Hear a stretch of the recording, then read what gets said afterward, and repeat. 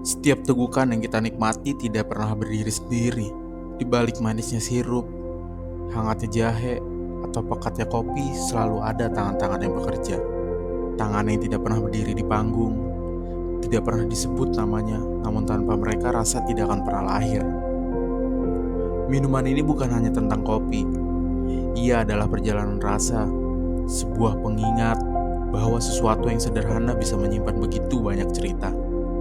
Hari ini saya ingin mengajak Anda berjalan melewati tegukan, sebuah ritual kesadaran, sebuah penghormatan untuk mereka yang bekerja dalam diam, mereka yang tidak pernah tampil di bar, tapi justru memberikan fondasi yang kita rayakan.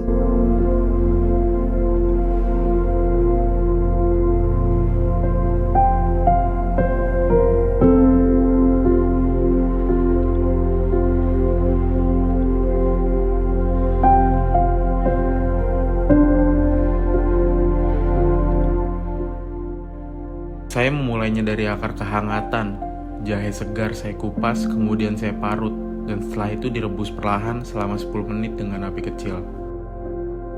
Hasil air dari rebusan jahe saya saring dan pindahkan ke wadah. Lalu saya masukkan bunga lawang yang sudah saya hancurkan sebanyak 12 gram dan saya diamkan selama 4 menit. Lalu saya saring menggunakan clever dripper agar mendapatkan hasil yang bersih.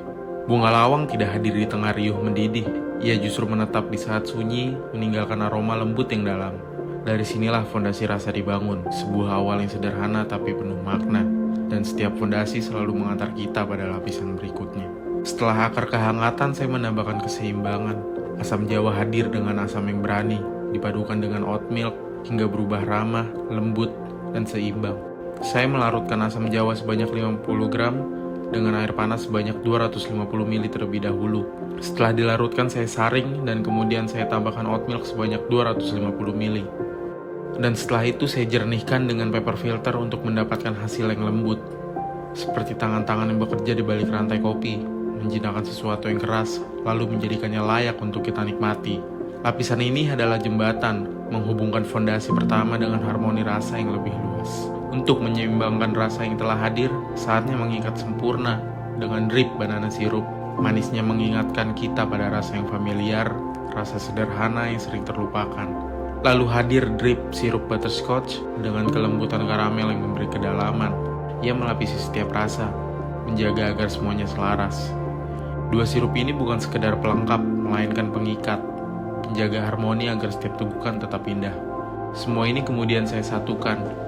Saya menggunakan drip sirup banana sebanyak 10 ml untuk menjadikan jembatan dalam rasa pada minuman ini.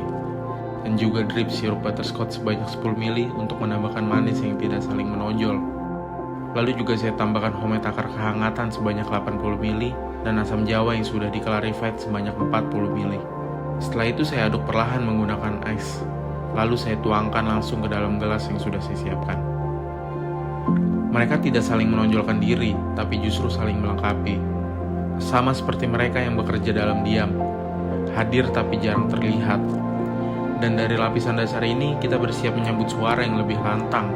Saya siapkan pusat dari perjalanan rasa ini, espresso. Saya menggunakan kopi susu blend dari Oten.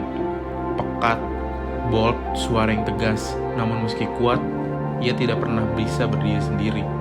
Saya menggunakan dos sebanyak 20 gram in dan 40 gram out untuk double shot espresso yang di-split. Espresso hanya menemukan maknanya ketika bersandar pada lapisan yang diam yang sudah lebih dulu membangun fondasi.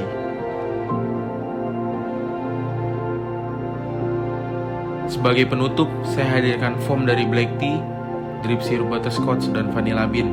Ringan, lembut, namun menyimpan aroma yang menenangkan. Saya menggunakan base black tea sebanyak 250 ml, drip sirup butterscotch 40 ml, dan satu batang vanilla bean yang kemudian saya mau bahan ini saya floater. Dan kemudian saya menggunakan aerator untuk membuat foam yang lembut dan memberikan aroma yang menenangkan. Lalu di atasnya ditambahkan sebuah bunga kecil. Tidak ada tulisan, tidak ada nama. Karena tidak semua yang bekerja harus disebutkan. Kadang kehadiran saja sudah cukup. Pada akhirnya minuman ini bukan hanya tentang rasa. Ia adalah sebuah pengingat bahwa setiap tegukan lahir dari banyak tangan yang mungkin tak pernah kita lihat.